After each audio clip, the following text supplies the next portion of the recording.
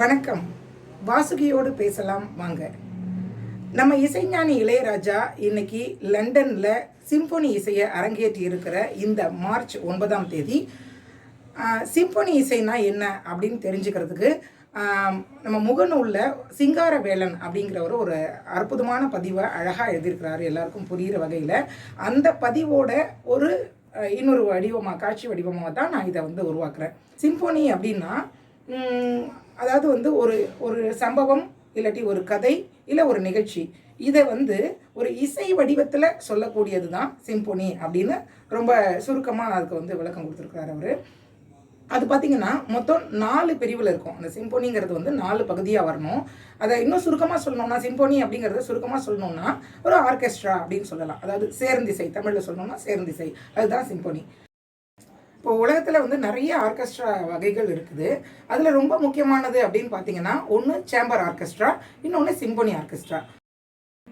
இந்த சிம்பொனி எப்படி உருவாச்சுன்னா, அதாவது 16ஆம் நூற்றாண்டு வரைக்கும் ஒரு பாடலோடு சேர்ந்து தான் இசை இருந்திருக்கு. அப்படி இருக்கும்போது அந்த இசையோட ஆழத்தை மட்டும் தனியாக கேட்கறதுக்காக, அதாவது பாட்டே இல்லாமல் இசையோட ஆழத்தை மட்டும் தனியாக, இசை மட்டும் தனியாக கேட்கறதுக்காக உருவாக்கப்பட்டது தான் இந்த சிம்பொனி அப்படிங்கிறது. இதை சரியான வகையில் உருவாக்கி அதுக்கு ஒரு முழு வடிவத்தை கொடுத்தவர், அப்படி அதை முழு வடிவத்தை கொடுத்து அதை புகழ்பெற வச்சவர் யாருன்னு பார்த்தாக்கா, அவரோட பேர் ஜோசப் ஹைடன். இவர் தான் இந்த மொசார்ட்டுக்கும் பீத்தோவனுக்கும் குருவாக இருந்தவர். ஒரு சிம்பொனிங்கிறது குறைஞ்சபட்சம் 20 நிமிஷம் வாசிக்கணுமா. அதில் 18லேருந்து 24 வகையான இசை கருவிகள் பயன்படுத்தப்படணுமா. அதுக்கப்புறம் பார்த்தீங்கன்னா குறைஞ்சபட்சம் 80 பேர்லேருந்து 120 வரைக்குமான இசை கலைஞர்கள் ஒரே நேரத்தில் அதை வாசிக்கணும். இந்த மாதிரி அதுக்கு ஒரு விதிமுறைகள் இருக்குது. இந்த எண்ணிக்கையில் 1 குறைஞ்சா கூட அது சிம்பொனியாக கணக்கெடுத்துக்கப்படாதான், அது சேம்பர் ஆர்கெஸ்ட்ராவாக ஆகிடுமா. இப்போது இந்த சிம்பொனியை மொத்தம் 4 பகுதியாக பிரிக்கணுமா.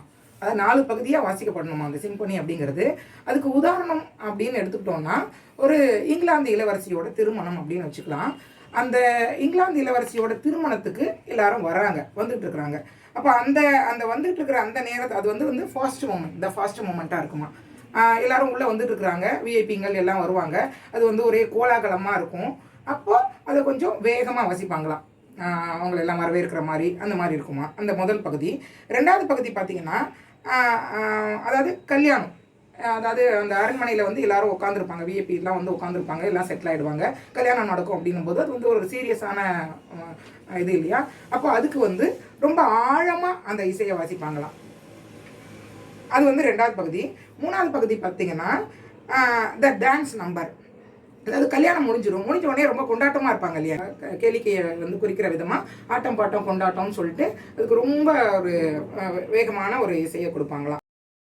4வது பகுதி பார்த்தீங்கன்னா அந்த இம்ப்ரெஷன் ஃபாஸ்ட் மூமெண்ட், அதாவது அந்த கல்யாணம் நடக்கிற இடம், அந்த அரண்மனை தீ பிடிச்சிக்கிச்சு அப்படின்னு வச்சுக்கோங்களேன். அப்போ எல்லாருக்கும் ஒரே பயம், பதட்டம், ஒரே தலைதறிக்கு அங்கே இங்கேயும் ஓடுவாங்க, உச்சக்கட்ட பதட்டத்தில் இருப்பாங்க எல்லாரும் இல்லையா. அந்த மாதிரியான ஒரு சூழலை அதுக்கு எப்படி வாசிப்பாங்க. அந்த மாதிரி அந்த இசைக்கலைஞர்கள் அத்தனை பேரும் தங்களோட முழு திறமையும் காட்டி அதில் புதுசு புதுசாக அவங்க எக்ஸ்பெரிமெண்ட் பண்ணி பார்க்குற மாதிரி வாசிப்பாங்களாம்.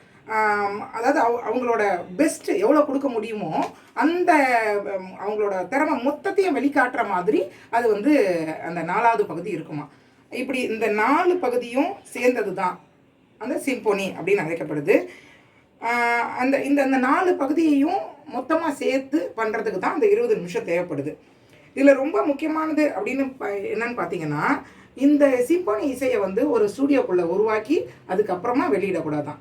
இதை முழுக்க ஒரு ஒரு அரங்கத்தில் பார்வையாளர்களுக்கு நேராக உட்காந்து அத்தனை பேரும், அதாவது குறைஞ்சது 18லேருந்து 24 வகையான இசைக்கருவிகளை வச்சுக்கிட்டு 80லேருந்து 120 இசைக்கலைஞர்களை வச்சுக்கிட்டு பார்வையாளர்களுக்கு நேர் எதிராக உட்காந்து சரியாக அந்த 20 நிமிஷம் வரைக்கும் நேரடியாக வாசிக்கணும். அப்படி வாசித்தாதான் அது சிம்பொனி இசை அப்படின்னு சொல்லப்படுமா. இன்னைக்கு வாசுகியோடு பேசலாம் உங்களுக்கு நிறைய புது தகவல்களை கொடுத்துருக்கோம் நம்புகிறேன். இன்னும் நிறைய தகவல்களோட, புதுவிதமான தகவல்களோட கூடிய சீக்கிரம் உங்களை சந்திக்கிறேன். நன்றி.